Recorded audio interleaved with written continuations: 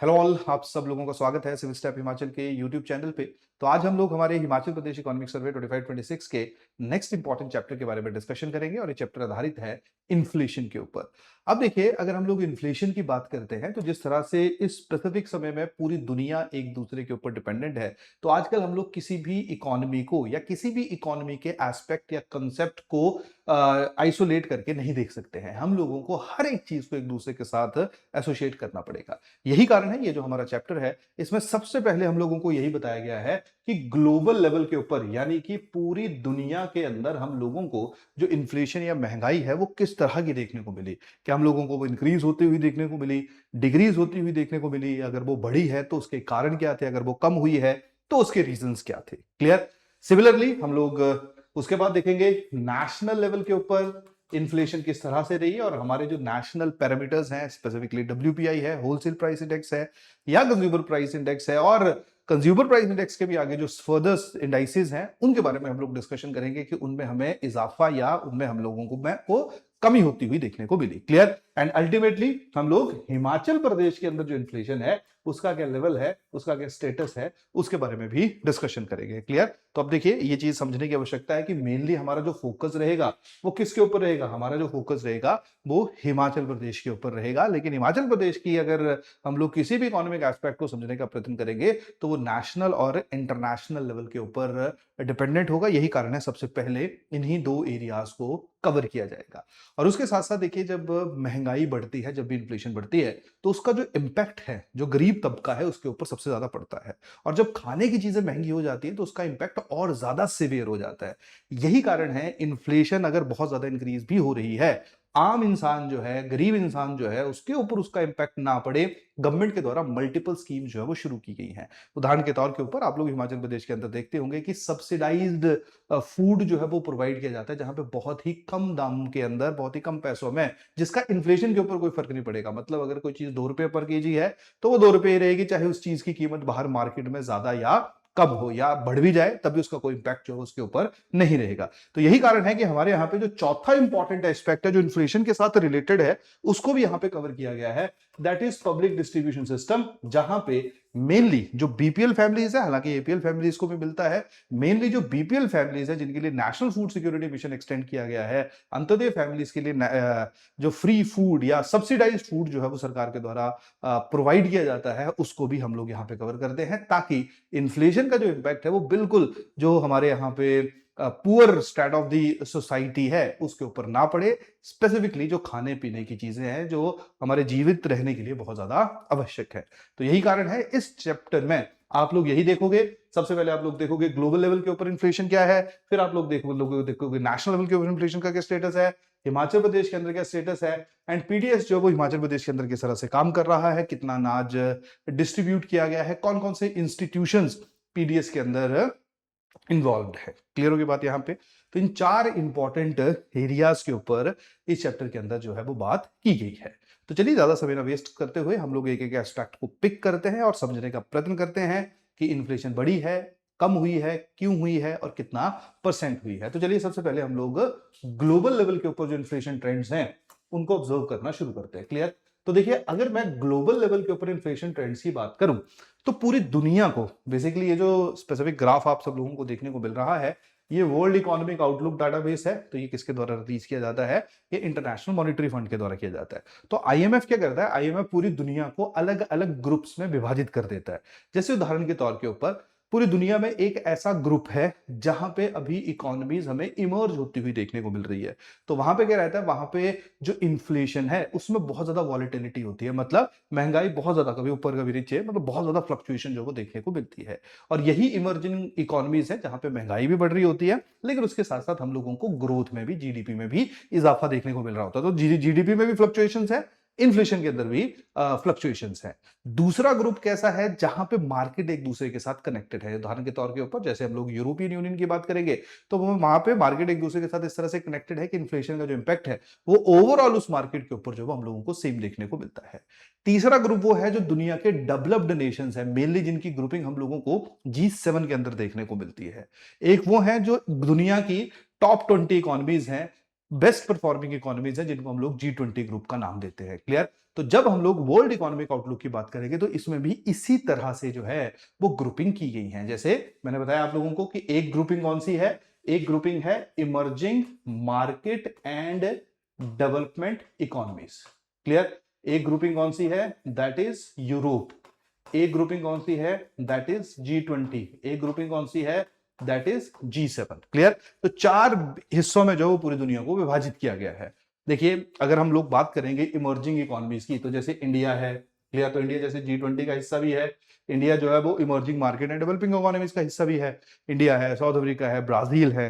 Clear? ज्यादा tension लेने की जरूरत नहीं है। 160 के आसपास कंट्रीज जो हैं वो आप लोगों को इसी स्पेसिफिक कैटेगरी के अंदर जो फॉल होती हुई देखने को मिलती है। क्लियर? तो ये जो इमर्जिंग मार्केट्स होंगी, देखिए कहानी क्या है, पहले एक अंडरस्टैंडिंग हम लोग बिल्ड करेंगे कि इसमें क्या है, फिर डाटा के ऊपर जाएंगे। देखिए अगर मैं सीधा ही डाटा के ऊपर ले जाऊंगा तो वो आप लोग खुद भी रीड कर सकते हो, उसमें शायद आप लोगों को मेरी आवश्यकता नहीं है। क्लियर?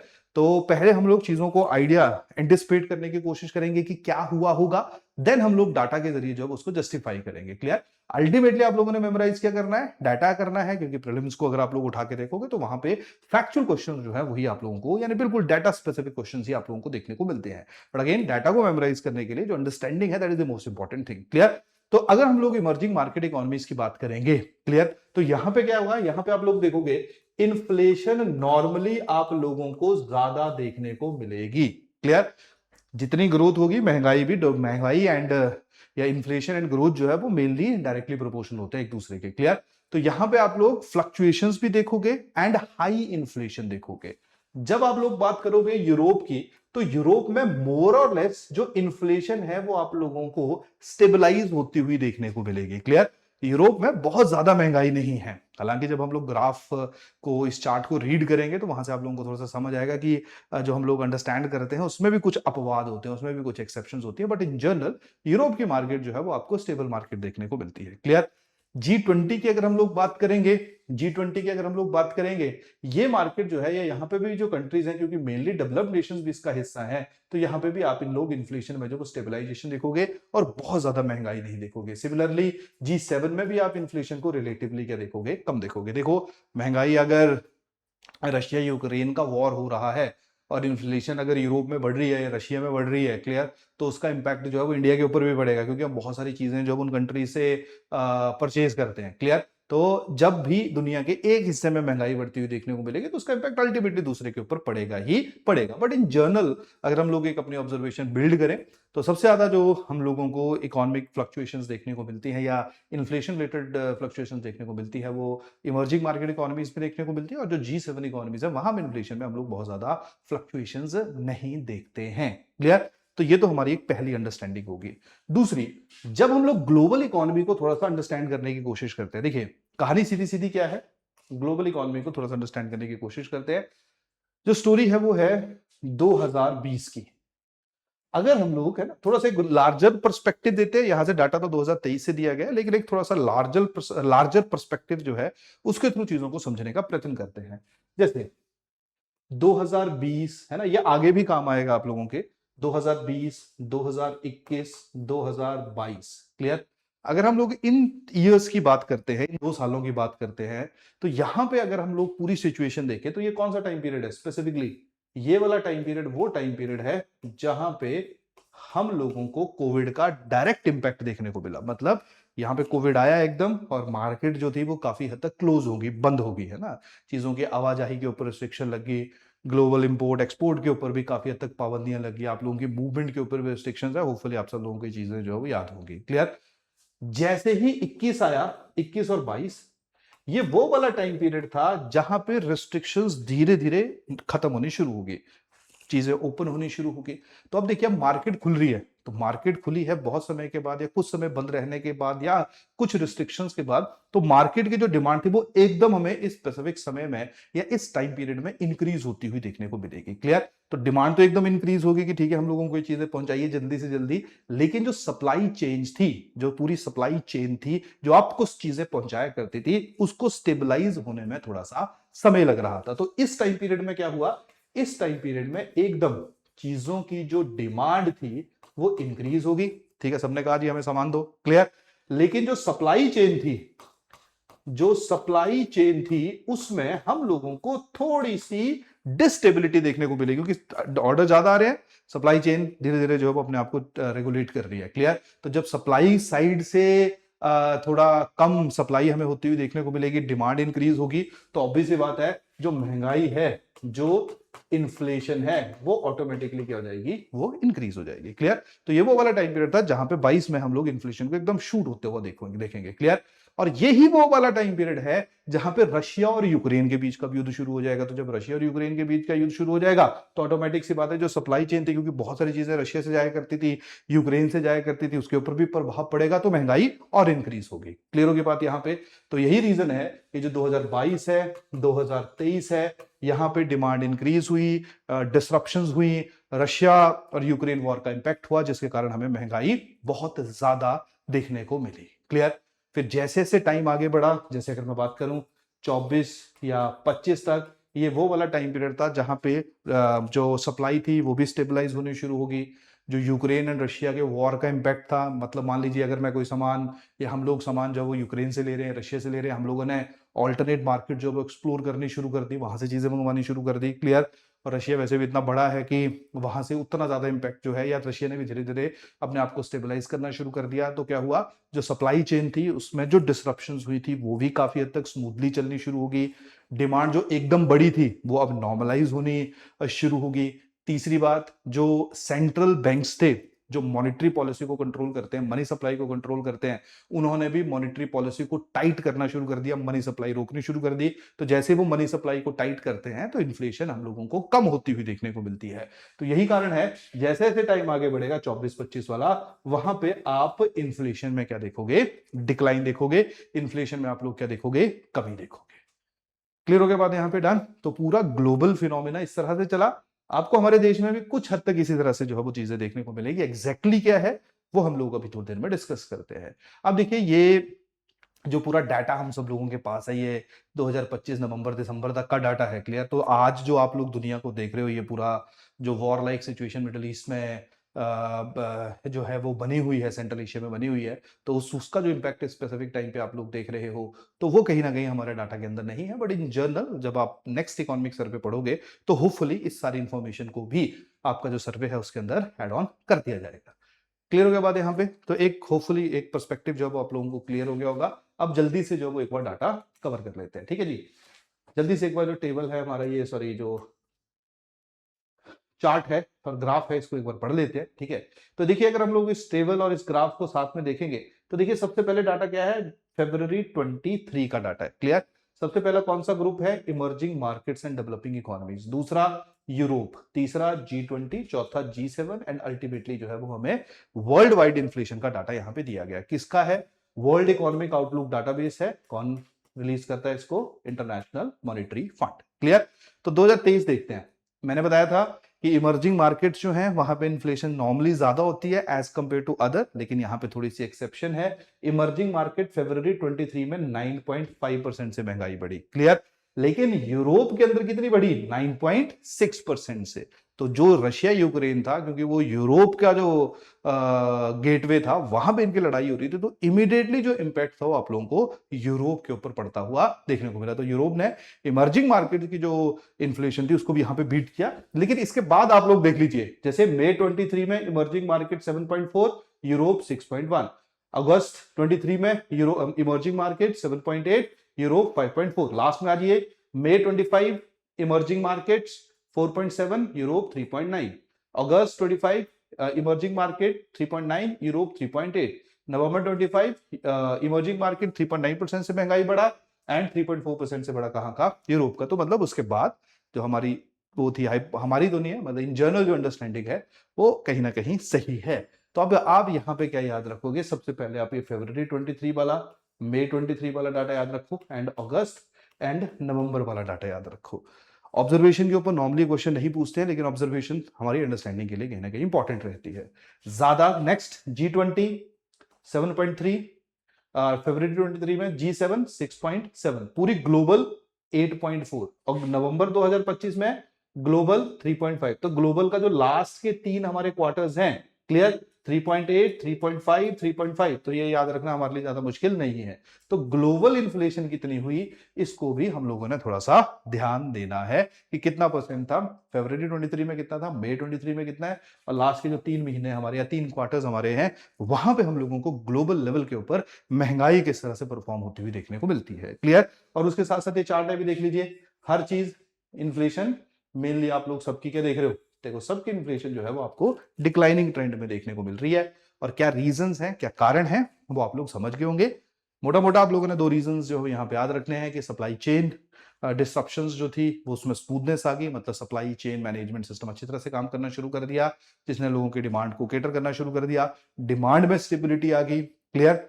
और तीसरा कारण था जो सेंट्रल बैंक्स थे, उन्होंने मॉनेटरी पॉलिसी को टाइट करना शुरू कर दिया, तो जिसके कारण कहीं ना कहीं हम लोग इन्फ्लेशन को स्टेबलाइज होता हुआ देख रहे हैं या डिक्लाइन होता हुआ देख रहे हैं। क्लियर हो गया बात यहाँ पे। तो this is our first understanding, first observation, global inflation trends. यहाँ पे मेनली जो वर्ल्ड है इसकी जो इन्फ्लेशन, इसको थोड़ा सा कर लेना, क्योंकि बहुत बार हम लोग देखते हैं कि कंपेरेटिव क्वेश्चंस जो हैं वो हम लोगों को हमारे एग्जाम के अंदर देखने को मिलते हैं। क्लियर। अब हम लोग चलते हैं नेशनल लेवल के ऊपर। देखिए ये तो हमने सीधा देखा कि ना वर्ल्ड बैंक या सॉरी आईएमएफ के अकॉर्डिंगली कि कितना इन्फ्लेशन परसेंटेज अब हम लोगों को इंक्रीज या डिक्रीज होता वो देखने को मिला। जो इंडिया का इन्फ्लेशन है वो होपफुली आप लोगों को क्लियर होगा, लेकिन फिर भी मैं आप लोगों को जल्दी से रिवाइज करवा देता हूं। जब हम लोग इंडिया के अंदर इन्फ्लेशन की बात करते हैं तो हमारे यहाँ पे जो इंडेक्सेस है उनको ब्रॉडली 2 कैटेगरी में विभाजित किया जाता है। एक हमारा है that is WPI, wholesale price index. Second is CPI, that is consumer price index. WPI की अगर हम लोग बात करते हैं तो वो बेसिकली होलसेल लेवल के ऊपर चीजों की कीमतों में कितना इजाफा देखने को मिल रहा है या कमी देखने को मिल रही है। कंज्यूमर प्राइस इंडेक्स की जब हम लोग बात करते हैं कि मैं आप एज ए कंज्यूमर आज किस चीज को कितनों पैसों में खरीद रहे हैं, कल कितने में खरीद रहे हैं, परसों कितने में खरीद रहे हैं। क्लियर। तो WPI और CPI दोनों के दोनों जो है वो हमें यहाँ पे कैलकुलेट होते हुए देखने को मिलते हैं। तो देखिए इसके साथ साथ ये वाला छोटा सा जो है ये सर्वे से ही एक बॉक्स हम लोगों ने निकाला, इसको आप लोगों ने जरूर याद रखना है। तो अगर हम लोग बात करेंगे WPI की होलसेल प्राइस इंडेक्स, तो सबसे पहली बात, होलसेल प्राइस इंडेक्स किसके द्वारा कंपाइल किया जाता है, office of economic adviser, department of promotion of industry and internal trade, ये याद रखेंगे सारे लोग। CPI की जब हम लोग बात करते हैं तो देखिए जब हम लोग CPI को कैलकुलेट करते हैं तो CPI सबसे पहला क्या है, CPI कंबाइंड है, मेनली इसको हम लोग यूज करते हैं, जिसको हम लोग CPI C बोलते हैं। दूसरा है रूरल के लिए CPI अलग तरह से कैलकुलेट किया जाता है, अर्बन के लिए CPI अलग कैलकुलेट किया जाता है, जिसको हम लोग कहते हैं CPI rural, CPI urban.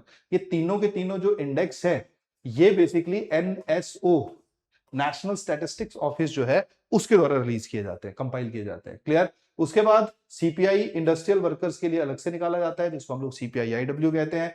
Agricultural labour के लिए अलग से निकाला जाता है, जिसको हम CPI AL निकालते हैं। रूरल लेबर के लिए अलग से निकाला जाता है, जिसको हम लोग CPI RL बोलते हैं। क्लियर। और ये तीनों के तीनों जो इंडेक्सेस हैं कौन रिलीज करता है या कंपाइल करता है, that is labour bureau. Clear हो गई बात यहाँ। तो ये तो नॉर्मल इकोनॉमी का ही है, तो इसको तो आप लोग ऐसे भी एक बार कवर कर लेना। देयर इज अ पॉसिबिलिटी कि मैच द फॉलोइंग में इस तरह के सवाल जो है वो पूछे जा सकते हैं। अब छोटा सा एक मैं ब्रीफ दे देता हूं। देखिए कहानी क्या है कि WPI बहुत बार हम लोग देखते क्या है, ठीक है, तो ताकि आपको थोड़ी और अंडरस्टैंडिंग हो, बहुत बार हम लोग देखते हैं कि जो WPI है वो कम होता है। कम का मतलब आप ऐसा मानिए कभी कभी हम लोग देखेंगे कि WPI जो वो माइनस में है। क्लियर। कम हो रहा है, 1% है, 2% है। ऑन कॉन्ट्ररी हम लोग देखते हैं कि जो CPI C है या CPI है ये बहुत ज्यादा है, 5% है, 6% है, 7% है। क्लियर। तो इसका मतलब क्या है, इसका मतलब यह है कि जो होलसेलर है, क्लियर, जो होलसेलर है उसके लिए तो चीजों की कीमतों में कमी हो रही है या उसको चीजें बहुत महंगी नहीं देखने को मिल रही है, लेकिन जो कंज्यूमर है उसको वो जो इन्फ्लेशन कम हुई है वो पास ऑन नहीं हो रही है। तो मतलब WPI और CPI में मेनली हम लोगों को मिसमैच होता हुआ देखने को मिलता है। इसका और भी कारण है, क्योंकि जो WPI की बास्केट है उसमें सिर्फ गुड्स ही रहती है, CPI की बास्केट में गुड्स एंड सर्विसेज दोनों रहती हैं, तो वहां पे सर्विसेज की कॉस्ट में भी इजाफा होगा तो WPI पे तो कोई फर्क नहीं पड़ेगा, लेकिन CPI के ऊपर जो हम लोगों को उसका इंपैक्ट देखने को मिलेगा। तो नॉर्मली हम लोग ये देखते हैं कि WPI और CPI के बीच में काफी मिसमैच रहता है। क्लियर होगी बात, यहाँ पे डन होगी बात है सब लोगों को क्लियर। लेकिन पहले हम लोग क्योंकि WPI के ऊपर ज्यादा रिलाय करते थे, तो आज भी हम लोग WPI एंड CPI को यूज करते हैं, लेकिन ज्यादा जो यूज होने वाले इंडेक्सेस हैं वो CPI के हैं। क्योंकि देखिए अब मैं गांव उदाहरण दे रहा हूं मैं आप लोगों को, क्योंकि CPI में कैटेगराइजेशन भी है, मतलब आप पूरी दुनिया या पूरे हिंदुस्तान को एक नजर से नहीं देख सकते हैं। जैसे एग्जाम्पल है, हमारे यहाँ पे कोई ग्रामीण क्षेत्रों के अंदर रह रहा है तो उसके लिए या उसके ऊपर इन्फ्लेशन का इम्पैक्ट ज्यादा पड़ेगा। फूड एंड फ्यूल की कीमतों में कितना इजाफा हो रहा है, क्योंकि खाना तो उसको महंगा खरीदना पड़ेगा, क्लियर। उसको रेंट का इतना टेंशन नहीं है, उसको रहने का इतना टेंशन नहीं है, क्योंकि मेनली गांव के अंदर जो लोग रह रहे हैं उनका काफी हद तक जो है वो या तो अपना घर रह रहा होता है, या अगर वो गांव में रेंट पे भी रह रहे हैं तो रेंट का उतना इंपैक्ट नहीं है। तो अभी तो रेंट को थोड़ा सा इंक्लूड करना शुरू कर दिया हुआ है, but in general rural areas के लिए रेंट इतना ज्यादा इंपॉर्टेंट डायमेंशन नहीं रहता है। ऑन कॉन्ट्ररी, अगर मैं शहरी क्षेत्रों के अंदर रह रहा हूं तो वहां पे रेंट जो है वो ऑटोमेटिकली एक इंपॉर्टेंट पार्ट है, क्योंकि यहाँ पे जो रेंट है उसकी जो वेटेज है, उसका जो प्रोपोर्शन या उसमें जो इजाफा है वो काफी हद तक लोगों को इन्फ्लुएंस करता है, क्योंकि शहरों के अंदर लोगों के पास जो अपना घर लेना है वो थोड़ा सा मुश्किल है। क्लियर होगी बात यहाँ पे? तो यही कारण है एग्रीकल्चर रूरल एरिया के लिए अलग तरह से निकाला जाता है, अर्बन एरिया के लिए अलग तरह से निकाला जाता है, क्लियर। तो उसमें भी हम लोग वेरिएशंस देखेंगे। नॉर्मली क्या होता है, देखो नॉर्मली है, मैं एक बार बता देता हूं आपको, फिर भी हम लोग काफी फ्लक्चुएशन देखते हैं। नॉर्मली होता है कि रूरल एरिया में जो महंगाई है वो थोड़ी ज्यादा बढ़ती है as compare to urban area. उसका सबसे बड़ा कारण क्या रहता है कि रूरल एरियाज में बहुत सारी चीजें बाहर से पहुंचानी पड़ती हैं, क्लियर। तो उनकी कॉस्ट में थोड़ा सा इजाफा वहां पे ऑटोमेटिकली हो जाता है, क्लियर होगी बात यहाँ पे? सिमिलरली जो शहरी क्षेत्रों के अंदर वर्कर्स हैं, इंडस्ट्रीज के अंदर जुड़े हुए हैं, उनके लिए एक बास्केट बनाई गई है कि उनको आज एक इस बास्केट के अंदर चीजें 100 रुपए की पड़ रही है, कल को कितने की पड़ रही है। गांव के अंदर जो एग्रीकल्चरल लेबर्स हैं, रूरल लेबर हैं, जो खेतों में काम करने वाले लोग हैं, उनके लिए अलग बास्केट्स बनाई गई हैं, ताकि गवर्नमेंट को डिसीजन मेकिंग में थोड़ी सी आसानी हो। उदाहरण के तौर के ऊपर कितना जो है वो अलाउंसेस देने हैं, कितनी मिनिमम वेज देनी है शहरी क्षेत्रों के अंदर, वहां पे जो आईडब्ल्यू है वो बहुत ज्यादा इंपॉर्टेंट रोल प्ले करती है। कितनी सैलरीज बढ़ानी है, वहां पे आईडब्ल्यू में कितनी महंगाई हुई है, तो उसी प्रोपोर्शन में हम लोगों को जो इन्फ्लेशन है, या उसी प्रोपोर्शन में हम लोगों को जो सैलरीज है उनमें इजाफा होता हुआ देखने को मिलता है। क्लियर होगी बात यहाँ पे? तो अलग अलग इंडेक्सेस हैं, अलग अलग इंडेक्स का अपना अपना रोल है। ज्यादा जो हम लोग कवर करेंगे वो करेंगे rural urban combined and industrial workers. Clear होगी बात यहाँ? चलिए वापस आते हैं। तो अगर हम लोग बात करें यहाँ पे, ये थोड़ा सा टेबल आप लोगों ने ध्यान से देखना है, यहां से सवाल बनने की काफी ज्यादा पॉसिबिलिटी है। सबसे पहले डब्ल्यूपीआई की बात करते हैं। 1920 डब्ल्यूपीआई 2019-20, ये हम लोग हमारे देश की बात कर रहे हैं, 1.7% था। 2021 में 1.3%, 21-22 में 13%। होपफुली रीजन अब आपको समझ आ गया होगा। 21-22 में एकदम सप्लाई चेन डिस्ट्रप्शंस थी, डिमांड एकदम इंक्रीज हुई थी, मार्केट खुली थी, महंगाई एकदम इंक्रीज हो गई। उसके बाद 22-23 में फिर महंगाई इंक्रीज रही 9.41%। 23-24 में इन्फ्लेशन माइनस में चली गई, -0.7%। मार्केट में हम लोगों को स्टेबलाइजेशन जो है वो होती हुई देखने को मिली, क्लियर। और इसके साथ साथ एक और कॉन्सेप्ट होता है बेस इफेक्ट का, उसको मैं थोड़ी देर में बताता हूं, वो भी यहां पे एक इंपॉर्टेंट रोल प्ले करेगा। 24-25 में 2.2, 25-26 प्रोविजनल है 0.13%। तो डब्ल्यूपीआई मेनली हम लोग क्या देख रहे हैं, कम होता हुआ देख रहे हैं। तो किसको ज्यादा ध्यान देना है? 1920 में 1.7, प्रोविजनल 0.13, 24-25 में 2.2, और माइनस थी 23-24 में, 13% थी 21-22 में, क्लियर। क्या रीजंस थे? होपफुली आप लोगों को ये समझ आ गया होगा। अब देखिए, एक मैंने शब्द यहां पे यूज किया जिसको हम लोग बोलते हैं बेस इफेक्ट, जिसको हम लोग बोलते हैं बेस इफेक्ट। अब बेस इफेक्ट दो तरह का होता है ना? एक होता है फेवरेबल बेस इफेक्ट, एक होता है unfavourable base effect. Favourable base effect और अनफेवरेबल बेस इफेक्ट का मतलब क्या है कि जैसे मान लीजिए यहां पे देखिए 21-22 में 13% इन्फ्लेशन इंक्रीज होगी, मतलब चीजें बहुत ज्यादा कॉस्टली हो गई। अगले साल फिर इन्फ्लेशन में हमें 9.41 का इजाफा देखने को मिला, मतलब जो चीजें ऑलरेडी 13% महंगी हुई थी वो और 9.41% और कॉस्टली हो गई, क्लियर। तो ये 2 साल ऐसे थे जहां पे महंगाई बहुत ज्यादा इंक्रीज होगी। अब अगले साल भी महंगाई बढ़ी होगी, अगले साल भी महंगाई इंक्रीज हुई, लेकिन इन 2 सालों में, या स्पेसिफिकली जो लास्ट ईयर है उसमें इन्फ्लेशन इतनी ज्यादा इंक्रीज हो गई थी कि अगले साल इन्फ्लेशन बढ़ी तो सही, लेकिन उसके मुकाबले हम लोगों को इन्फ्लेशन काफी कम होती हुई देखने को मिली। तो मतलब जो पिछला साल था उसने आने वाली जो महंगाई थी उसको बढ़ी तो सही, लेकिन उसको नंबर में कम कर दिया। इसको हम लोग बोलते हैं फेवरेबल बेस इफेक्ट। उल्टा भी हो सकता है। उल्टा क्या हो सकता है कि अब देखिए माइनस में चली गई, अब अगले साल महंगाई थोड़ी सी ही बढ़ी हो लेकिन वो ज्यादा परसेंटेज में हमें देखने को मिलेगी, तो ये हो जाएगा जिसको हम बोल देंगे अनफेवरेबल बेस इफेक्ट। हालांकि ये तो यहां तो नहीं बना है, ये फिर भी मैं समझा रहा हूं। यहां पे जैसे 0.7 -0.7% हुआ, यहां पे आप लोगों को फेवरेबल बेस इफेक्ट बनता हुआ देखने को मिला। जैसे मैं एग्जांपल दे देता हूं, अगर नहीं समझ आया तो फिर से। जैसे मान लीजिए कोई चीज 100 रुपए की है, ठीक है जी, अगले साल वो 110 की होगी, ठीक है जी, या मान लेते हैं इसको थोड़ा, कोई 100 रुपए की है, कल को वो 200 रुपए की होगी, क्लियर। नेक्स्ट डे जो है वो 210 की होगी, क्लियर। उसके बाद जो है या 220 की होगी लेट अस सपोज, उसके बाद जो है वो 230 की होगी, क्लियर। तो अब आप देख रहे हैं यहां पे कितना हो गया, 100% बढ़ गई, क्लियर। अब ये 100% इसलिए बढ़ी क्योंकि पिछले साल जो कीमत थी वो कम थी और इस साल अन एक्सपोनेंशियली हम लोगों को हाई देखने को मिली। तो यहाँ पे पिछले साल का जो इंपैक्ट है वो अगले साल के ऊपर नेगेटिव बना, तो इसको हम बोलेंगे अनफेवरेबल बेस इफेक्ट। अब देखिए अगले साल 200 से 220 चली गई, क्लियर। कितना परसेंट का इजाफा हुआ, 10% का इजाफा हुआ। तो कहानी क्या है कि वैसे तो अगर हम पिछले साल के मुकाबले देखेंगे तो 120 रुपए का बढ़ा हुआ है, लेकिन इससे जो पिछला साल था, जो बेस ईयर था या बेस इफेक्ट था, या जो लास्ट ईयर था जिसके साथ हम लोग कंपेयर कर रहे हैं, वहां पे चीजें इतनी महंगी हो गई थी कि अगले साल भी इंक्रीज हुई, लेकिन परसेंटेज में जो है ये इन्फ्लेशन का जो दायरा है उसमें हम लोगों को उनमें उतना ज्यादा इजाफा देखने को नहीं मिला। क्लियर होगी बात यहां पे, डन। तो ये रीजंस रहते हैं। अब देखिए आगे भी बढ़ी है, ठीक है, आगे बढ़ी 3-4% जो भी बढ़ी होगी, क्लियर। तो परसेंटेज में तो हम देखेंगे जी 4-5% के आसपास है, बट रियलिटी में चीजें देखो कितनी कॉस्टली हो गई पिछले 3-4 सालों के अंदर, क्योंकि वो पुराने साल जो थे उनमें महंगाई इतनी ज्यादा इंक्रीज हो गई थी कि आने वाले साल जो है उनमें महंगाई हमें उतनी ज्यादा प्रतीत नहीं हो रही है in term of percentage. Clear होगी बात यहाँ पे, होपफुली अब थोड़ा सा समझ आ गया होगा। डन, चलिए वापस आते हैं। तो अगर हम लोग बात करें तो डब्ल्यूपीआई में आप लोगों को होपफुली क्लियर हो गया, क्या क्या याद रखना है। 1920, 23, 21, 22, 23, 24, 24, 25, 25, 26 में डब्ल्यूपीआई कितनी है। दूसरा जो मेन हमारा है सीपीआई कंबाइंड, 1920 में 4.8, 2021 में 6.2, 5.5, 6.6, 5.4, 4.6, 1.71। याद कौन सा रखना है, ये याद रख लीजिए, ये याद रख लीजिए, लास्ट के 3 साल याद रख लीजिए। रूरल और अर्बन की अगर हम लोग बात करेंगे, मैंने बताया था कि रूरल में नॉर्मली ज्यादा होती है, यहाँ पे 3 साल रूरल में ज्यादा है, 3 साल अर्बन में ज्यादा है। तो रूरल की अगर हम बात करें 4.2, लास्ट याद रख लीजिए 1.3, 5.0। अर्बन की अगर हम बात करें 4.2, 2.16। क्लियर होगी बात यहाँ पे। इंडस्ट्रियल वर्कर्स की अगर हम लोग बात करें लास्ट के 3 सालों में 6.1, 3.3, 2.8, क्लियर। कंज्यूमर फूड प्राइस, इसको देख लेना, इसको पढ़ लेना जरूर। Consumer food price, food index की अगर हम लोग बात करेंगे, खाने की जो चीजें हैं उनमें कितनी महंगाई बढ़ी है कंज्यूमर के लिए, तो देखो ये तो माइनस में है, लेकिन उससे पहले देख लो 7.3, 7.5। तो ये 3 साल आप लोग यहाँ पे इसके याद रख लेना। क्लियर होगी बात यहाँ पे ना।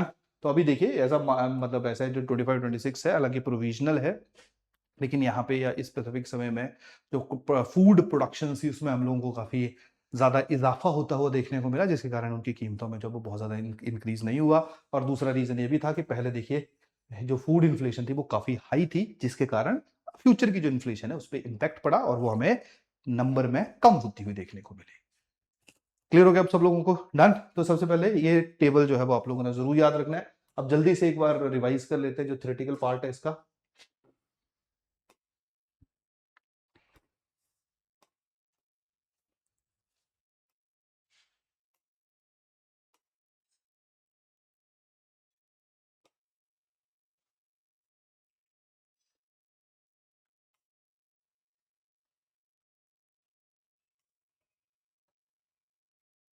चलिए, तो सबसे पहले हम लोगों ने डब्ल्यूपीआई देखा। डब्ल्यूपीआई में हम लोगों ने देखा कि नॉर्मली डब्ल्यूपीआई स्टेबलाइज रही 19 से लेके 21 के बीच में। 21-22 में 13% जो भी इंक्रीज होगी। कारण क्या था, due to global commodity shock, कि एकदम सप्लाई जो है वो डिमांड बढ़ गया, लेकिन सप्लाई चेन उतनी ज्यादा मैनेज नहीं थी। उसके बाद हम लोगों ने देखा कि स्टेबलाइज होगी। 23-24 में आते आती जब वो -0.7% हुई, उसका कारण क्या था, जो इनपुट कॉस्ट थी उसमें थोड़ा सा ईज अप हुआ, चीजें सब इजिली मिलनी शुरू होगी। और दूसरा क्या बोला, फेवरेबल बेस इफेक्ट। होपफुली आप लोगों को समझ आ गया इसका मतलब क्या है। नेक्स्ट अगर हम लोग सीपीआई कंबाइंड की बात करेंगे तो ये नॉर्मली हाई रही, 2022-23 में 6.6% रही, 24-25 में 4.6%, 25-26 में 1.71%। सीपीआई इंडस्ट्रियल वर्कर की अगर हम लोग बात करेंगे, वॉलेटिलिटी है, काफी उतार चढ़ाव रहा, 2024-25 में 3.3% रही। फूड इन्फ्लेशन की अगर हम बात करें, काफी ज्यादा फ्लक्चुएशन रही, काफी ज्यादा हाई रही, लेकिन 25-26 में अभी हम लोगों ने थोड़ी देर पहले देखा -1.6%। फूड प्राइसेस जो है उनमें हम लोगों को कमी होती हुई देखने को मिली, मतलब प्रोडक्शन हमारी इंक्रीज हुई थी और उसके साथ साथ जो फूड सप्लाई कंडीशंस थी उनमें भी हम लोगों ने इजाफा देखा। फूड रिलेटेड इंफ्रास्ट्रक्चर हमारा बेटर हो रहा है। जिसके कारण कीमतों में इतना ज्यादा इंक्रीज नहीं हुआ। ये सर्वे आप लोगों को बोल रहा है। क्लियर होगी बात यहाँ पे? तो जो 4 इंपॉर्टेंट एस्पेक्ट्स थे उनके ऊपर हम लोगों ने जरा सा ध्यान देना है। तो ये आ गया हमारा नेशनल लेवल के ऊपर इन्फ्लेशन रिलेटेड ट्रेंड। चलिए नेक्स्ट, अब चलते हैं हिमाचल प्रदेश के अंदर इन्फ्लेशन की अगर हम लोग बात करें। हिमाचल प्रदेश के अंदर अगर हम लोग इन्फ्लेशन की बात करें तो देखिए काफी हद तक अब चीजें वैसे चलेंगी जैसे अभी तक हम लोग कवर कर रहे थे। हिमाचल के अंदर अगर हम लोग इन्फ्लेशन की बात करेंगे तो पहले हम लोग टेबल को एक बार देख लेते हैं। ठीक है, ये ईयर ऑन ईयर बेसिस के ऊपर है, मतलब जनवरी 25 को 24 से कंपेयर किया गया है और उसके बेसिस के ऊपर जो हम लोगों को बताया गया है कि पिछले साल जनवरी के मुकाबले इस साल जनवरी में जो है वो कितनी इन्फ्लेशन जो है इंक्रीज हुई है। तो देखिए दो तरह के इफेक्ट होते हैं। एक मोमेंटरी इफेक्ट होता है जो लास्ट मंथ से कंपेयर होता है कि पिछले महीने कितना है, अगले महीने कितना है, अगले महीने कितना है। एक बेस है जो पिछले साल के ईयर ऑन ईयर बेसिस के ऊपर रहता है, जो अभी हम लोग यहाँ पे देख रहे हैं। तो अगर हम लोग हिमाचल प्रदेश के अंदर 25 की बात करेंगे तो देखिए सबसे पहले सीपीआई कंबाइंड कर लेते हैं। देखो हिमाचल में नॉर्मल ट्रेंड क्या है, नंबर क्या है वो थोड़ी देर में पढ़ते हैं। हिमाचल में नॉर्मल ट्रेंड है कि जब साल शुरू होता है तो इन्फ्लेशन थोड़ी बढ़ती है। जैसे अगर मैं बस छोटा सा ना एक अंडरस्टैंडिंग बिल्ड कर रहे हैं हम लोग। अगेन ये लड़ाई कभी भी छिड़ गई तो कभी कुछ भी हो सकता है। क्लियर? क्लाउड बर्स्ट हो गए, कभी कुछ भी हो सकता है। मॉनसून में बरसातें बहुत ज्यादा होगी, कभी कुछ भी हो सकता है। सूखा पड़ गया, कुछ भी हो सकता है। Clear? But in general clear इस एटलीस्ट 25 के लिए तो जैसे हमारे में क्या है जो है वो एक जनवरी बड़ा इंपॉर्टेंट महीना है। क्लियर? उसके बाद जो है वो जून जुलाई एक इंपॉर्टेंट महीने हैं। ठीक है, उसके बाद नवंबर और दिसंबर एक महीने हैं। क्लियर? तो अगर इन जनरल हम लोग बात करेंगे तो जब हमारा साल शुरू होता है तो हम लोगों को एकदम जो चीजें हैं उनकी कीमतों में इजाफा होता हुआ देखने को मिलता है। क्लियर? उसके बाद थोड़ा सा डिक्लाइन हम लोग ऑब्जर्व करते हैं। ठीक है, फिर जैसे हमारी फसल की कटाई होती है, क्योंकि एग्रीरियन उसके साथ भी हम लोग इसको कंपेयर कर सकते हैं। फिर हम लोग मार्च के बाद थोड़ा सा फिर से इंक्रीज देखते हैं। क्लियर? जून जुलाई अगस्त जो है ये वो वाले महीने रहते हैं। अगर मान लीजिए बरसात ज्यादा होगी तो इन्फ्लेशन के ऊपर पॉजिटिव इंपैक्ट पड़ेगा, मतलब बढ़ जाएगी वो। नहीं हुआ तो इन्फ्लेशन आप लोगों को थोड़ी स्टेबलाइज या डिक्लाइन होती हुई देखने को मिलेगी। क्लियर? उसके बाद जो दिवाली वाला महीना रहता है वहां पे हम इन्फ्लेशन वहां से धीरे धीरे जो वो डिक्लाइन होनी शुरू हो जाती है और लास्ट नवंबर दिसंबर तक आते आते हमारी इन्फ्लेशन मेनली अपने लोएस्ट लेवल के ऊपर होती है। फिर जनवरी में वो फिर से रिवाइव करती है। क्लियर?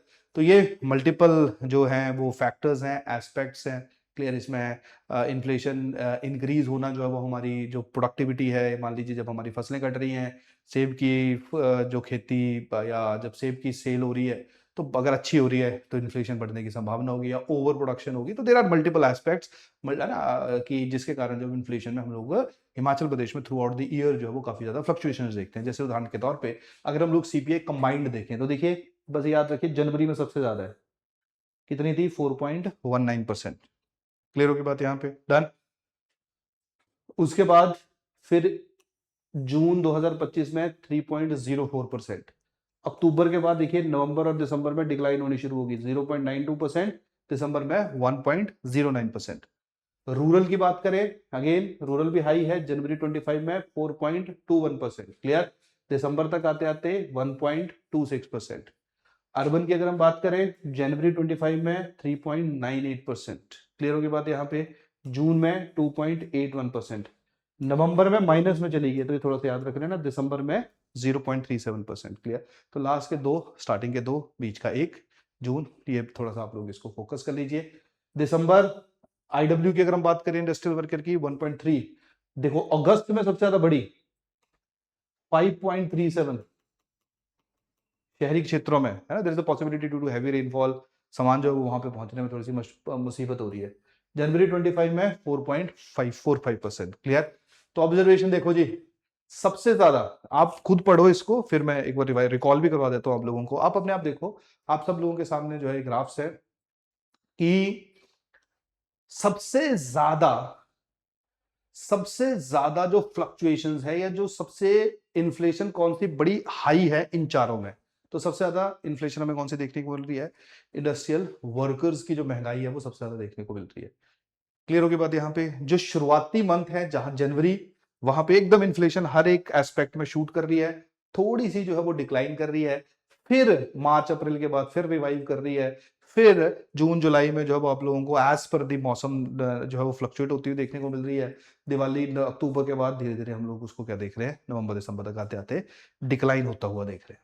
क्लियर होगी बात यहाँ पे?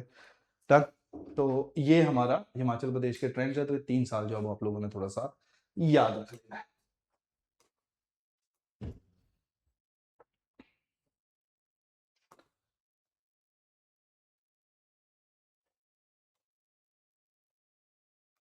चलिए, तो अभी हम लोगों ने देखा, क्या देखा? एक कंक्लूजन हमारा क्या है, अर्ली 25 में इन्फ्लेशन इज वेरी हाई, धीरे धीरे क्या हो रही है, मॉडरेट हो रही है, और ईयर एंड तक आते आते क्या हो जा रही है, डिसइन्फ्लेशन हो जा रही है, मतलब इन्फ्लेशन कम होती हुई देखने को मिल रही है। बीच में तो हमने डिफ्लेशन भी देखी, यानी कि जो अर्बन था आई थिंक उसमें हमने -0.5% जो है वो डिक्लाइन होता हुआ देखा। क्लियर हो गई बात यहाँ पे? डन। तो इन्फ्लेशन शिफ्ट किस तरह से हो रही है?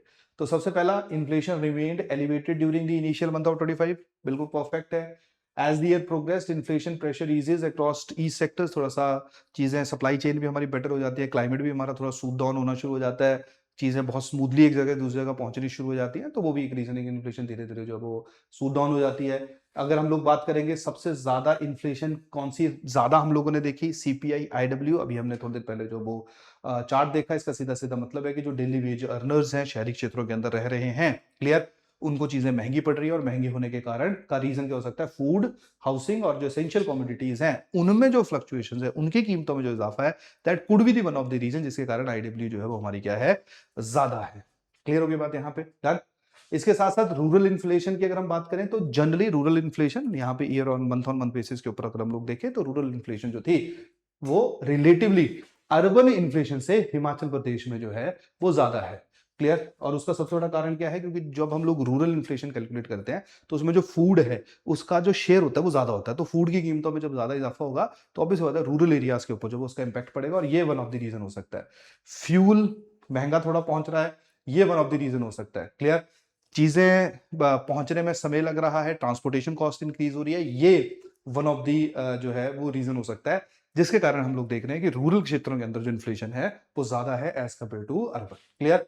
अर्बन इन्फ्लेशन की अगर हम लोग बात करेंगे तो बीच में हम लोगों ने इसको नेगेटिव में भी पहुंचते हुए देखा। इसका सीधा सीधा मतलब यही है कि जो कॉस्ट प्रेशर है अर्बन एरियाज में वो रिलेटिवली थोड़ा सा बेटर हुआ है, इंफ्रास्ट्रक्चर अच्छा हुआ है, चीजें इजिली मिल रही हैं, जो स्टोरेज है फैसिलिटी वो इंप्रूव हुई है, काफी लंबे समय तक जो पेरिशेबल गुड्स उनको स्टोर किया जा रहा है।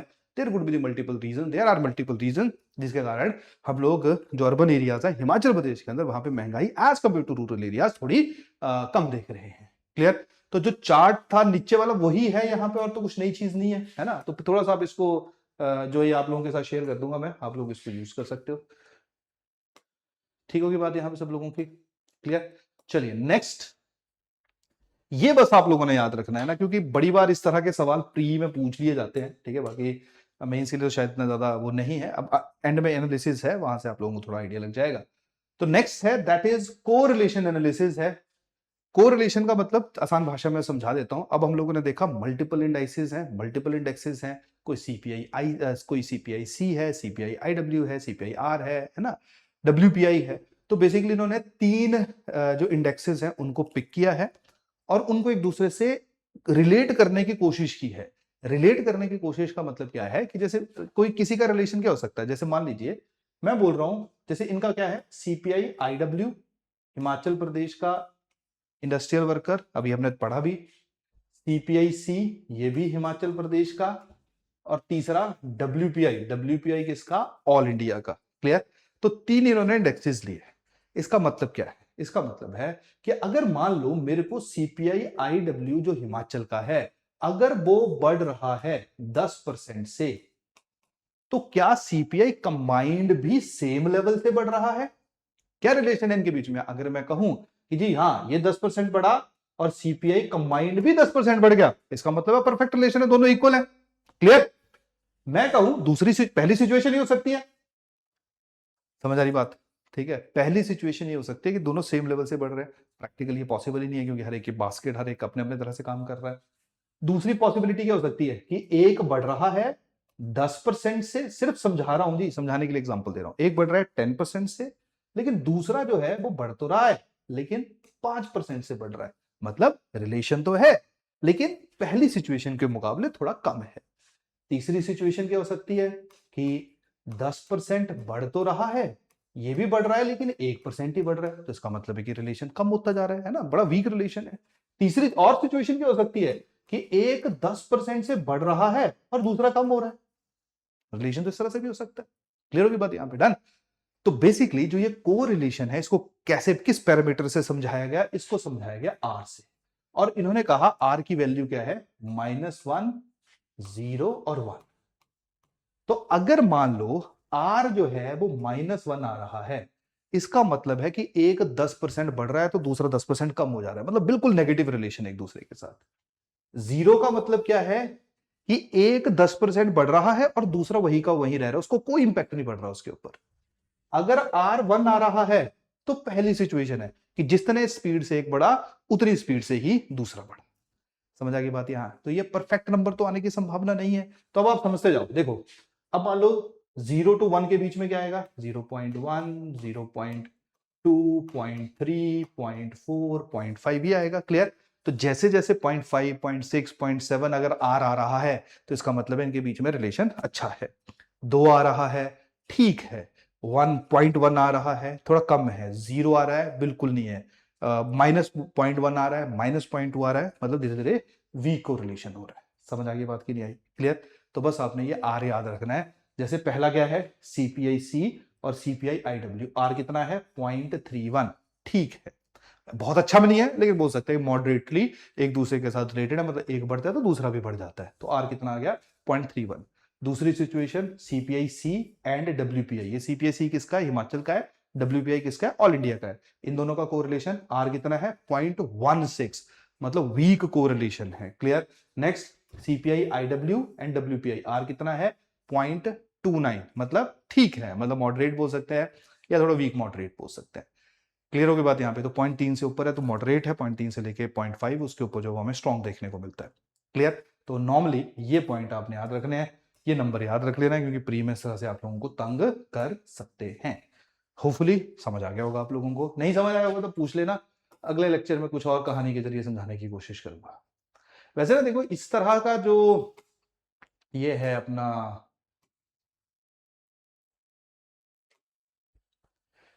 इस तरह से जो इन्फ्लेशन की कवरेज है, जितना मेरी याददाश्त अगर सही है, बाकी आप लोग सही कर दोगे, जितनी मेरी याददाश्त है उस हिसाब से इस बार जो इन्फ्लेशन को कवर किया गया है वो काफी ब्रॉडली कवर किया गया है, अलग तरह से कवर किया गया है, ऐसे शायद इन्फ्लेशन कवर नहीं की जाती थी। क्लियर?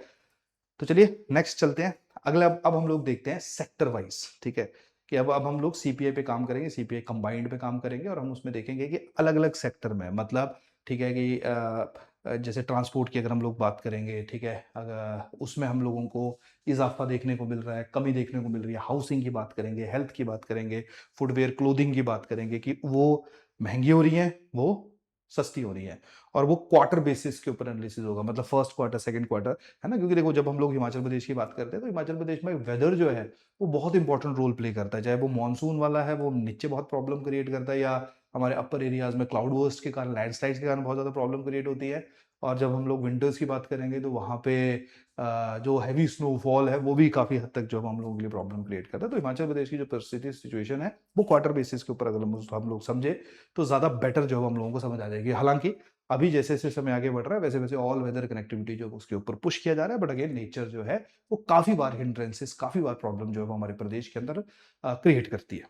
क्लियर होगी बात यहाँ पे? अब वो करती है कि हम करते हैं, that is a different part of discussion, but in general. Clear? चलिए वापस आते हैं, तो ये बाद में देखते हैं।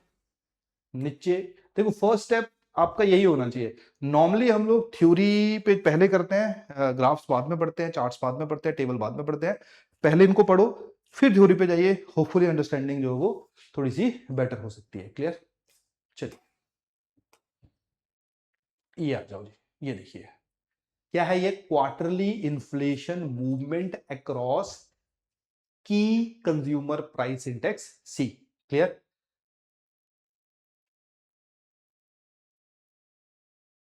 सीपीआई सी को हम लोग यहां पे देख रहे हैं ना। अब देखो सबसे पहले एक एक करके उठाएंगे।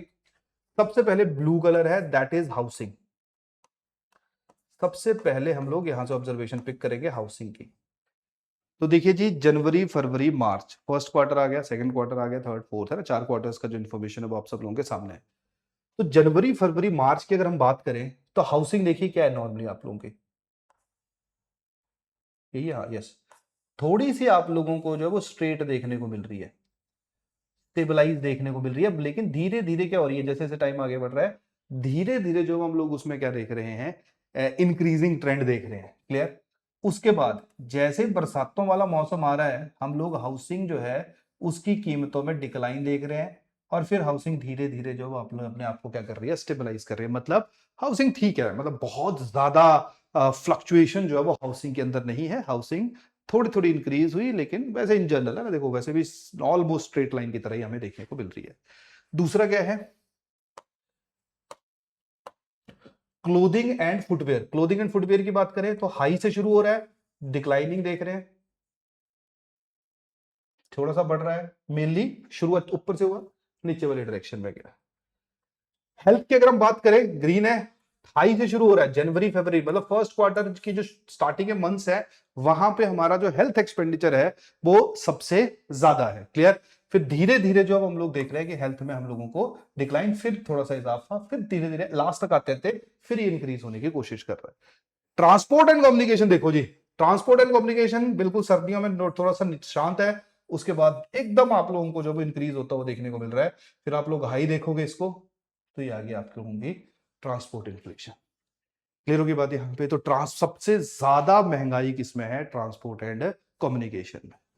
बाकी हाउसिंग मोर और स्टेबलाइज है, क्लोथिंग और फुटवेयर में हम लोग का थोड़ा डिक्लाइनिंग ट्रेंड देख रहे हैं।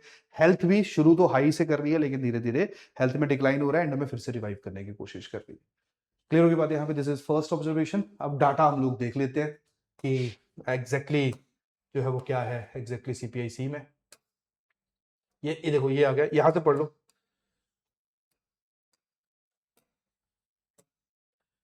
क्वार्टर सबसे पहले हाउसिंग देखते हैं, जनवरी और मार्च में थोड़ा सा बढ़ा, फिर थोड़ा सा बढ़ा, ठीक है, लेकिन मोर और लेस हाउसिंग थोड़ा सा बिल्कुल धीरे धीरे धीरे हो रहा है, फिर धीरे धीरे इंक्रीज हो गया अक्टूबर और दिसंबर की अगर हम लोग बात करें। क्लियर। अगर हम लोग बात करेंगे next is transport and communication. Transport and communication rise increase हुआ, फिर एकदम इंक्रीज हुआ, फिर हाई रहा। तो ट्रांसपोर्ट एंड कम्युनिकेशन अभी हमने देखा मेनली फ्लक्चुएशन है, लेकिन हाई है। हेल्थ की अगर हम लोग बात करेंगे, हेल्थ भी हम लोगों को हाई देखने को मिला। क्लोथिंग की अगर हम लोग बात करेंगे, क्लोथिंग हमें डिक्लाइन डिक्लाइन है ना, स्टेबल मतलब नॉर्मल वैल्यू सेम रह रही है, सेम रह रही है। क्लियर होगी बात यहां पे। तो ट्रांसपोर्ट एंड हाउसिंग है ना, एक बार फिर से देखते हैं। हाउसिंग की बात करेंगे, हाउसिंग नीचे से शुरू हुआ, धीरे थोड़ा सा इंक्रीज हो रहा है, इंक्रीज हो रहा है, फिर हमें सबड्यू होता हुआ देखने को मिल रहा है। क्लियर। एंड हेल्थ, हेल्थ जो है ट्रांसपोर्ट एंड कम्युनिकेशन आ गया, यस, ट्रांसपोर्ट कम्युनिकेशन नीचे शुरू हुआ, फिर एकदम शूट किया हमारा, फिर इंक्रीज होता हुआ देखने को मिल रहा है। क्लियर है। चलिए, तो यही है सबसे पहले क्वार्टर वन की अगर हम लोग बात करेंगे तो इन्फ्लेशन मोर और लेस जो वो स्टेबल है। क्लियर। जिसमें हाउसिंग एंड ट्रांसपोर्ट जो है वो हम लोगों को थोड़ा सा इंक्रीज होता हुआ देखने को मिल रहा है। हेल्थ जो है वो थोड़ी सी हाई है, क्लोथिंग इन्फ्लेशन में हम लोग डिक्लाइन देख रहे हैं। क्वार्टर टू की अगर हम लोग बात करेंगे, वहां पे जो ट्रांसपोर्ट एंड कम्युनिकेशन है वो काफी इंक्रीज हो रहा है। हाउसिंग इन्फ्लेशन थोड़ी सी बढ़ रही है, बहुत ज्यादा इंक्रीज नहीं हो रही है। क्लोथिंग इन्फ्लेशन जो है उसमें हमें कमी देखने को मिल रही है। क्वार्टर थ्री की अगर हम लोग बात करेंगे, जो ट्रांसपोर्ट है वो थोड़ा सा मॉडरेट जरूर हुआ, लेकिन फिर भी हाई लेवल के ऊपर रहा। हाउसिंग इन्फ्लेशन जो है वो उसने पीक किया और उसके बाद धीरे धीरे उसने डिक्लाइन करना शुरू किया। हेल्थ इन्फ्लेशन फिर इंक्रीज हुई, क्लोथिंग इन्फ्लेशन उतनी ही है, ज्यादा फ्लक्चुएशन उसके अंदर नहीं है। क्लियर होगी बात यहाँ पे।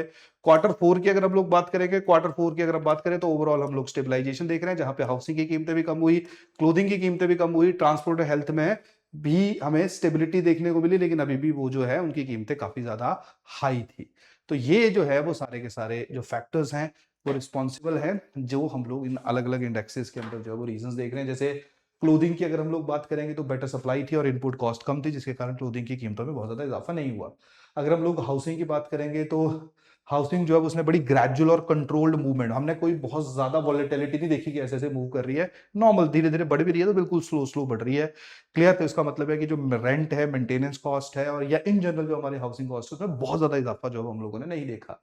हेल्थ की अगर हम लोग बात करेंगे तो हेल्थ जो है ना, देखिए हेल्थ इन इलास्टिक डिमांड है, मतलब हेल्थ एक ऐसी चीज है जिसका डिमांड सप्लाई वाली कहानी नहीं है। अगर हमें जरूरत होगी, कोई बीमार होगा तो वो इस फैसिलिटी को अवेल करेगा करेगा, चाहे वो जितनी मर्जी महंगी हो जाए। नहीं तो हम देखते हैं ना कि कोई चीज बहुत कॉस्टली हो जाती है तो लोग उसको नहीं अफोर्ड करते हैं, नहीं उसके पास जाते हैं, नहीं परचेज करते। लेकिन जो हेल्थ है वो एक ऐसी चीज है, अगर महंगी भी होगी तब भी हम लोग उसको करेंगे, क्योंकि हमारे लिए हमारी लाइफ जो सबसे ज्यादा इंपॉर्टेंट है, या हमारे अपनों की लाइफ जो सबसे ज्यादा इंपॉर्टेंट है।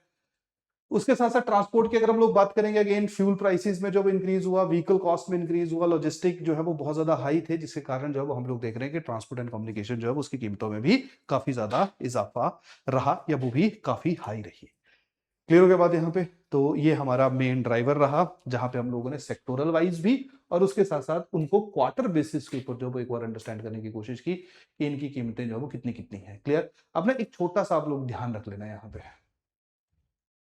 ये इसमें ये थोड़ा ध्यान रख लेंगे आप लोग, ये वाला पॉइंट, ठीक है, ये वाला क्लोज कहां कर रहे हैं ये थोड़ा देख लेना, क्लोज कहां से कर रहे हैं, ठीक है, और फर्स्ट क्वार्टर को एंड कहां करते हैं, ये वाली जो है 3.28, 2.67, 2.27, 1.99। क्लियर? तो ये थोड़ा टाटा याद रख लेना। और जैसे पीक कर रहा है ये, ठीक है, जून में 6.9 में। क्लियर होगी बात यहाँ पे? डन। ये आ जाएगा 3.37 सितंबर में। तो ये फैक्ट्स जो उनको थोड़ा मेमोराइज कर लेना, मेन ये वाला देख लेना और ये देख लेना, दैट्स इट। चलिए नेक्स्ट सीपीआई के बाद अब हम लोग चलते हैं डब्ल्यूपीआई के ऊपर। तो देखिए डब्ल्यूपीआई का डायनेमिक्स कैसे है, दो है, WPI inflation dynamics, base effect, momentum effect and monthly changes. तो होपफुली समझ आ गया। बेस इफेक्ट का मतलब है कि जैसे जनवरी 25 है तो पिछले साल से कंपेयर करेंगे। मोमेंटम का मतलब है कि इसी महीने इस मंथ में कितना ज्यादा जो हमें अगले महीने में पिछले महीने के मुकाबले कितनी ज्यादा कीमतों में इजाफा देखने को मिला। क्लियर?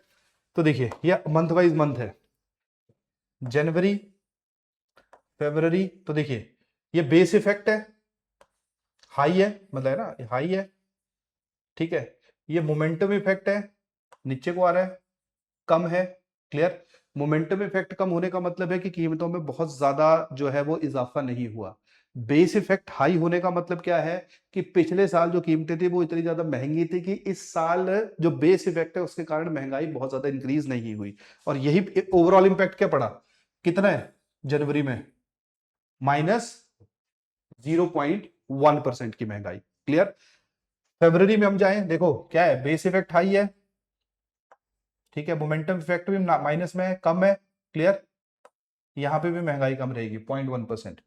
देखो जहां जहां बेस इफेक्ट ज्यादा होगा वहां वहां, और मोमेंटम जो है वो आपका माइनस में जा रहा होगा वहां वहां डब्ल्यूपीआई जो वो कम करेगी। क्लियर?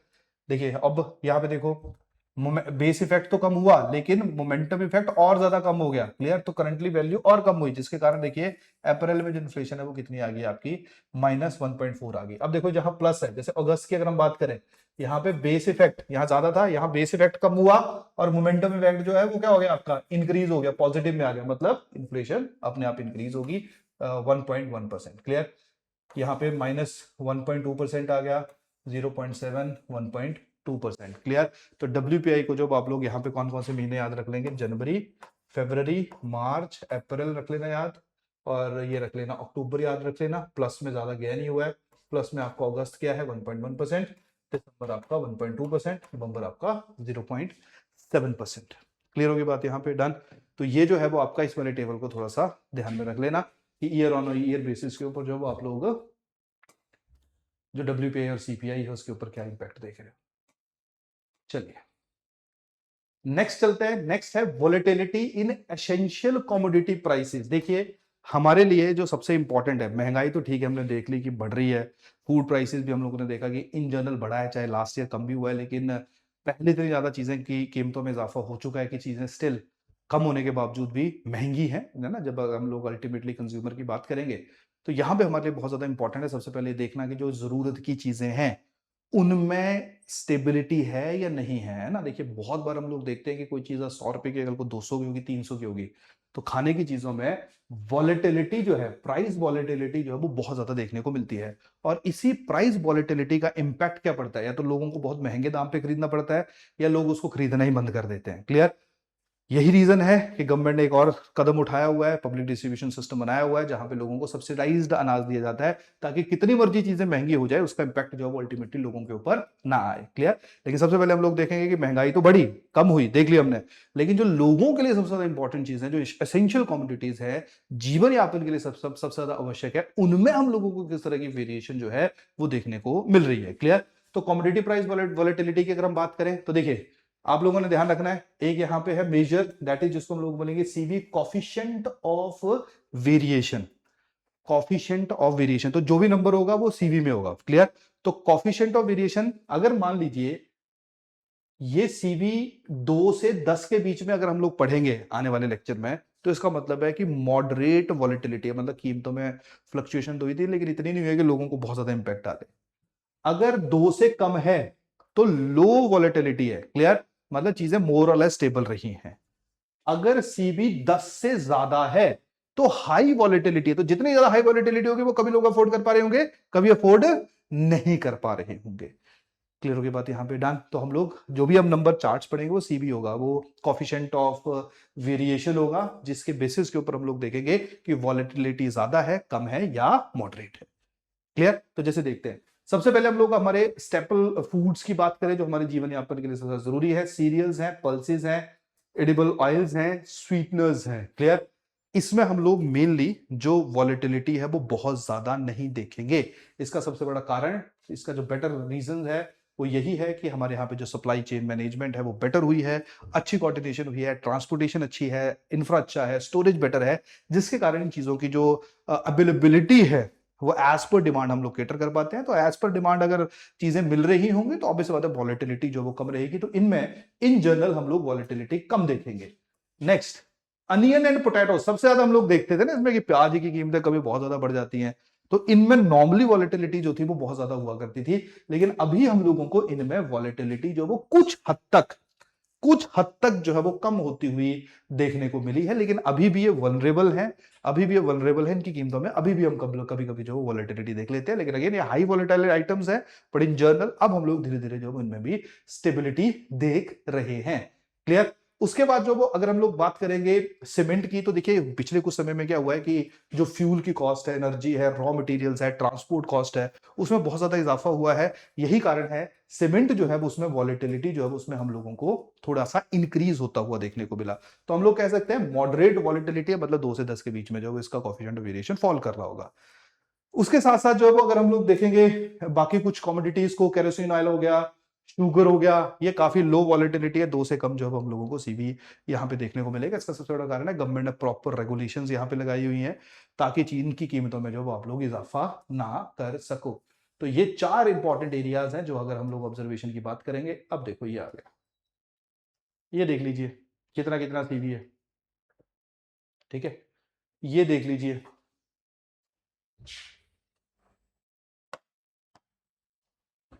ठीक है, तो 2-2 साल है बेसिकली। क्या है इसमें मैं बता देता हूं आपको। जैसे देखिए राइस है, परमल के चावल होते हैं, ठीक है, नॉर्मली डिपो वगैरह में मिलते हैं हम लोगों को। तो जनवरी टू दिसंबर 2024 में 2.7, ठीक है, और जनवरी टू दिसंबर 2025 में 2.1। तो सीवी 2 के आसपास है, मतलब वॉलेटिलिटी मॉडरेट में तो रख सकते हैं लेकिन लो ही है एक तरह से। क्लियर। इसके साथ साथ अब हम लोग आते हैं यहाँ पे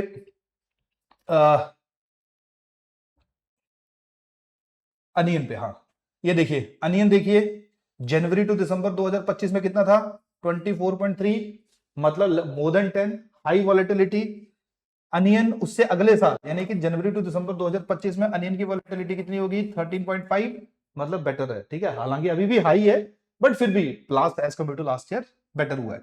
पोटैटो सिमिलरली 24.8, 15.3 है, अभी भी हाई वॉलेटिलिटी में है, लेकिन अब देखिए पहले वॉलेटिलिटी जितनी सीवी ज्यादा होगी इसका मतलब उतना ज्यादा वेरिएशन जो है हम लोगों को चीजों में देखने को मिल रहा है, जितनी कम होती जाएगी इसका मतलब कि वेरिएशन जो है हमारा क्या हो रहा है, इंप्रूव हो रहा है। जैसे देखिए शुगर पैकेट है 1.1, 0.9 क्या आ गया, बिल्कुल low volatility, less than 9। Clear. Sugar 1.4, 0.9। Clear. इसके साथ साथ जो है वो सीमेंट की अगर हम बात करें, देखो सीमेंट पहले कितना था पिछले साल, 0.6, इस बार 3.5। तो 0.6 था लो वॉलेटिलिटी, लेकिन मूव करके कहां पे, मॉडरेट वॉलेटिलिटी में, जो भी हम लोगों ने थोड़ी देर पहले देखा। केरोसिन ऑयल वहीं की वहीं कीमतें, क्लियर होगी बात यहाँ पे, डन। अब सबसे बड़ी जो बात है यहाँ पे वो है कि कितना डाटा आप यहाँ पे याद रखोगे। देखो दो तीन चीजें हम लोग देखते हैं, ठीक है, सबसे वो ही कर सकते हैं, इतना पढ़ना मुश्किल है। सबसे पहले तो इनको याद रखो, ये सबसे पहले इन दोनों को याद रखो, क्योंकि सबसे ज्यादा तंग हम लोगों को यही करती थी चीजें, या करती हैं ये। तो ये तो नंबर ही याद रख लो, कैरोसिन का तो कोई चक्कर ही नहीं, याद रखना तो जीरो है। सबसे पहले हम लोग देखते हैं लो वॉलेटिलिटी वाले कौन है। लो वॉलेटिलिटी वाले एक ये आ गया गुड 1.3 1.6, ठीक है। Low volatility sugar packet, clear, sugar low volatility में ये आ गया आपका टी। नेक्स्ट इज सीमेंट में बढ़ गया अब आपका, क्लियर। तो लो वॉलेटिलिटी वाले दो तीन जो अब आप लोग यहां पे ध्यान में रख लेना, इससे ज्यादा पढ़ने की आवश्यकता नहीं है। क्लियर होगी बात यहां, चलिए। ये बाकी आ गया चिकपीस, चना, राजमा, उड़द, मूंग, अरहर दाल, मसूर दाल, मलका, मसर, कुल्थ, है ना, जो हमारी दालें हैं। तो इसमें थोड़ा सा एक बार देख लेते हैं सबसे ज्यादा किसका है। सबसे ज्यादा ये देखिए, ये आ जाएगा 8.0, 8.0, क्लियर। चिकपीस में आ गया, डन। उसके बाद जो है वो काबुली चने की अगर हम लोग बात करें तो डिक्लाइन हुआ है। ये तो हमारा सीवी 25 का है, अच्छा 24 का है, ओके ओके ठीक है, ये थोड़ा डिफरेंट है, एक सेकंड। देखिए ये है हमारा 24, 24, अच्छा उल्टा कर दिया मैंने, 24 का। ऊपर वाला भी ठीक पड़ा हमने, ऊपर, हाँ ऊपर वाला ठीक है, 24 25 है, यहाँ उल्टा किया हुआ, ठीक है ठीक है, क्लियर। चलिए ये है हमारा 25 का, 24 का, ये 24 का है, 8% था सीवी, अभी कितना हो गया है 1.8, डिक्लाइन हुआ है 0.6.2 का, क्लियर। तो चिकपीस की जो कीमत जो पहले हाई मॉडरेट वॉलेटिलिटी के भी ऑलमोस्ट है ना 10 के आसपास ही था, अब उसमें हम लोगों को ये लो वॉलेटिलिटी में जो वो शिफ्ट होता हुआ देखने को मिला, क्लियर। और देख लो जो जो तुम्हें बढ़िया लगता है वो देख लो, लेकिन ध्यान किस पे देना है, इस पे पहला, दूसरा राजमा पे ध्यान देना है, तीसरा चने की दाल पे ध्यान दे देना है, ठीक है। और सबसे हाई जो है वो हमारा है ये काबुली चने पे दे देना है 3.0, और 2.3 उड़द पे दे देना है। क्लियर होगी बात यहाँ पे। तो ये हम लोग थोड़ा सा ध्यान रख सकते हैं कि किसका कोफिशिएंट ऑफ वेरिएशन की कंपैरेटिव है, ठीक है, वो नॉर्मल सीवी है कि सीवी किस किस का कितना है ना, जो जो ये होपफुली सारी चीज़ों के बारे में आप लोगों को थोड़ा सा आइडिया होगा, तो ये हम लोग थोड़ा फोकस कर सकते हैं। ये 16 एसेंशियल, ये कर लेना लास्ट में, जो ऊपर वाला है ये सारा कर लेना, ठीक है। ये सारा एक बार पढ़ लेना, वही डाटा है जो ऊपर है, इसको कम, जो 16 एसेंशियल कमोडिटीज हमारी उनका कंपैरिजन कर दिया हुआ है। केरोसिन ऑयल है, राइस है ना, व्हीट कल्याण है, व्हीट आटा है गेहूं का, उड़द है, चना, गुड़, onion, potato, packet, groundnut oil, sugar, mustard, वनस्पति घी, है ना, ये सारा जो है वो आप लोग इन 16 को एक बार पढ़ लेना। ऊपर वाला अगर नहीं करना होगा तो इसको कर लेना एक बार, ठीक है। ये हो गया लास्ट, ठीक है जी। क्लियर है सब लोगों को बात यहाँ पे ना, तो होपफुली सीवी वगैरह जो भी है समझ आ गया होगा आप लोगों को। चलिए अब आते हैं हमारा जो लास्ट एस्पेक्ट है, that is PDS, public distribution system. Public distribution system Himachal Pradesh की अगर हम लोग बात करेंगे तो इसका मेन ऑब्जेक्टिव यही है कि जो गरीब लोग हैं, जो बीपीएल फैमिलीज हैं, उन तक सब्सिडाइज फूड पहुंचाया जाए। हमारे यहाँ पे बीपीएल पे भी पहुंचाया जाता है, एपीएल पे भी पहुंचाया जाता है, सब लोगों के कार्ड्स बने हुए हैं, राशन कार्ड बने हैं, चाहे वो रिस्पेक्टिव ऑफ योर स्टेटा आपका राशन कार्ड है, आप जाइए और सब्सिडाइज फूड जो है वो अपने परिवार के लिए लीजिए। क्लियर होगी बात यहाँ पे, डन। जो काम की चीज है वो हम लोग यहाँ पे करते हैं। देखो क्या क्या ध्यान रखना है आप लोगों ने, कितनी दुकानें हैं, कितनी शॉप्स हैं जिनके जरिए पब्लिक यानी सब्सिडाइज अनाज जो वो प्रोवाइड किया जा रहा है, ये याद रखोगे। सबसे पहला फैक्ट 5389 एग्जैक्टली याद रखोगे, पहला याद हो गया सब लोगों को। दूसरा, टोटल राशन कार्ड कितने हैं, टोटल 20 लाख के आसपास है, पहला। दूसरा, ये आसान है याद रखना, ज्यादा मुश्किल नहीं, क्योंकि इसमें 999 आ रहा है हर जगह। देखो क्या है, 19 लाख, तो पहले यूनिट में भी 9 आया, 19,59,000, मतलब फिर 9 आया, और 499, 9 फिर लास्ट में आया, तो 4 5, ठीक है। तो ये भी इजी है, और 19, ठीक है, मतलब याद रख सकते हो ऐसे, इट्स अप टू यू, मतलब है ना। बट क्योंकि पर्सनली प्रॉब्लम क्या है कि तंग करते हैं आप लोगों को, तो ये थोड़ा सा ये इजी भी है याद रखना। डन। टोटल पॉपुलेशन कितनी कवर है? 69,84,754। क्लियर होगी बात यहाँ सब लोगों को? डन। अगली बात जो अभी हमने देखा, ये भी याद रखना है, ये this is the most important thing, इसको मत छोड़ना। जो अभी हमने कहा कि फेयर प्राइस शॉप्स हैं जहां से हम लोग सामान लेते हैं ना, नॉर्मली डिपो से लेते हैं, कोऑपरेटिव सोसाइटी से लेते हैं, लेकिन कौन कौन इन्वॉल्व है? टोटल शॉप्स हमने देखी कितनी है? 5389। सबसे ज्यादा तो कोऑपरेटिव सोसाइटीज ही हैं, कितनी? 3395। पंचायतें 31। एचपीएससी एससी 47 अभी करा, तो एचपीएससी एससी क्या है? इसका मेन काम है सारा प्रोक्योरमेंट करना। क्लियर। इंडिविजुअल्स कितने हैं? 1850 थ्रू, जिनके जरिए सब्सिडाइज अनाज मिल रहा है। एसएचजी कितने हैं? 26। महिला मंडलों के जरिए मिल रहा है, दैट इज 38। तो ये सारा नंबर आपने ऊपर से नीचे सब याद रखना है, क्योंकि ये लोग यही पूछते रहते हैं आप लोगों से, ये इसलिए आप लोगों के लिए इंपॉर्टेंट है। क्लियर होगी बात यहाँ पे?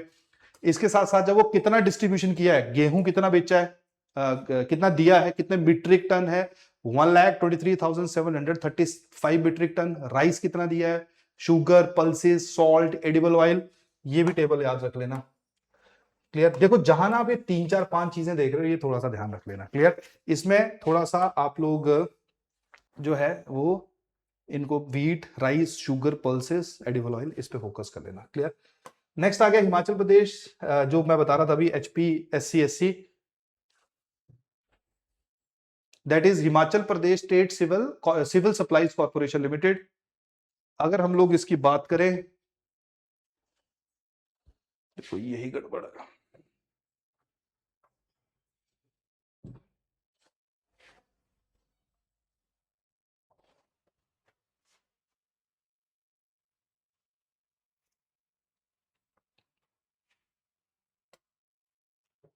इसमें क्या क्या ध्यान रखना है आपने? सबसे पहले जितने भी हमारी controlled and non controlled items हैं, ठीक है, उनकी सप्लाईज को इंश्योर करना है। प्रोक्योरमेंट एंड डिस्ट्रीब्यूशन, चीजों को इकट्ठा करना है एंड आगे देना है जो जो रिक्वायर्ड शॉप्स है। बना कब है? 6 सितंबर 1980 को। कितने इसके नेटवर्क है? 121 होलसेल गोडाउन्स हैं, 47 रिटेल शॉप्स हैं, 54 गैस एजेंसीज हैं, 4 पेट्रोल पंप्स हैं, 42 मेडिसिन शॉप्स हैं। ये याद रखोगे data. Clear? PDS performance, total distribution कितनी हुई है? 785.60 करोड़ की। सब्सिडाइज्ड आइटम्स जो थे वो कितने की थी? 513.91 करोड़ की। Next data, mid day meal scheme की अगर हम बात करेंगे, इसके थ्रू कितना डिस्ट्रीब्यूशन हुआ है? 8,599.65 मीट्रिक टन। ये हर एक फैक्ट याद रखोगे, इसमें आपने कुछ नहीं छोड़ना है। ठीक है जी। शुगर के ऊपर पीडीएस कितना है सब्सिडी? 50 करोड़ की। पल्सेस सॉल्ट ऑयल के ऊपर 165 करोड़ की। टोटल टर्नओवर कितना है इसका 2025-26 में? 2100 करोड़ का। पिछले साल कितना था 24-25 में? 1870 करोड़ का। क्लियर? तो मतलब इजाफा हम लोगों को इसकी इनकम में जो वो इसकी जो टर्नओवर है उसमें होता हुआ देखने को मिल रहा है। क्लियर होगी बात यहाँ पे? क्या कौन से इनिशिएटिव्स हैं? सप्लाई ऑफ आयुर्वेदिक मेडिसिन है गवर्नमेंट हॉस्पिटल्स के लिए, कितना करोड़ रुपए का है? टोटल 242 है, सारे याद रख लेना। सीमेंट कितना दे रहे हैं, ठीक है, पाइपें दे रहे हैं, वो कितना कितना दे रहे हैं।